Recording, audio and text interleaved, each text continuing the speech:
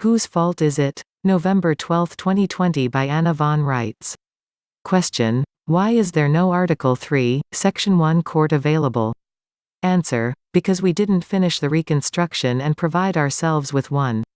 One of the most galling things about this entire situation became apparent early on, when we began grappling with certain cardinals in the Roman Catholic Church who were high enough in the hierarchy to know the truth. To a man, their answer was that, well, it was our own fault. We had the power. We simply didn't do our duty to exercise it. We have the right to self-govern, but didn't do so. And who is at fault for that? Question. Why don't we have constitutional sheriffs in every one of our over 3,100 counties? Answer. Because we didn't bring our assemblies into session and elect them. We let the district assemblies elect and hire law enforcement officers, instead of hiring our own people to act as peacekeepers. And again, we didn't provide ourselves with what we wanted. We let George do it. So, the Cardinals shrug and say, it's your own fault. You have every right to do it, but you haven't done it. Why blame other people who stepped into the gap and did what they could do to keep things running in your absence? They have a point, except that nobody in their ranks and certainly nobody in the British territorial government ever did their moral duty to us as our employees. They didn't inform the populace of the circumstance and they didn't help us one iota with organizing the Reconstruction, and that much was certainly within their job description. According to the Cardinals, we have been absent for many decades, and though they and others hoped for our return, that hope faded as time went by and there was no sign of us, until now, when we showed up on their doorsteps ready to spit. What they mean, of course, is that our American government has not been in session. We haven't brought our states into session in decades. We've slept on and let the Brits conscript us as babies. Nobody has been running the show. And the reconstruction of the Federal Republic and other matters of pressing interest still haven't been addressed. If our government actually continues to exist at all, why haven't we assembled our states of the Union and finished the enrollment of all the states that have been formed during and after the Civil War, for instance? What sane people would leave half their country, unsettled, and in the care of custodians for over 100 years? The Cardinals wag their heads and say, what were we supposed to think? The people and resources of those states have been left hanging for generations, in limbo, waiting for you, Americans, to finish their enrollment as states of the Union. By the grace of God, we have called our state assemblies into session and our assembly members have straightened out the issue of their actual political status. We have finally enrolled all the states that were formed during and after the Civil War as states of the Union. So far, so good.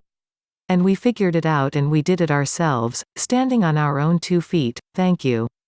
The Queen and His Holiness Francis have done precious little to help, but then, why should they? Our absence left them in control of our assets and our trade policies. It has allowed them to conscript our men as cheap mercenaries, control our currency via the implementation of legal tender laws, and a whole lot more. They were in the catbird seat for generations and they liked it that way. But whose fault is it? I encounter people every day, patriots who want to blow off their mouths, and who wave copies of the constitutions, and who make all sorts of claims about what they owe us, meaning the remaining federal subcontractors. These people are invariably confused and unable to distinguish between what they owe us and what we owe ourselves. They also often mistake the purpose and meaning of the constitutions, too. The constitutions do empower the federal government, but from our side of it, the important point is that the constitutions also limit the federal government and obligate it to perform and yield certain guarantees to those of us who claim our birthright political status as Americans. When you get down to it, as we have, you soon discover that you are for the most part whipping a dead horse. Yes, there have been usurpations and infractions and fraud schemes to do end runs around those constitutional obligations. Plots to undermine our sovereignty, racketeering, pillaging, and all sorts of other evils and criminality. Our employees shouldn't have done this and they shouldn't have done that, and those directing our employees, for us, shouldn't have done this or that, either. Gross crimes have been committed against our nation and against us as individual persons. It's all true, and yet where were we? Why didn't we stand up and object and give our employees our instructions? We weren't doing our job, and they were never empowered to do our job for us. So, the Cardinals take a step back on one slippered heel, nod their heads forward, and say, "We're sorry you're not happy with what we've done, but neither the Queen nor the Pope ever had the power to complete the reconstruction of your confederation or your federal republic." And that is absolutely true.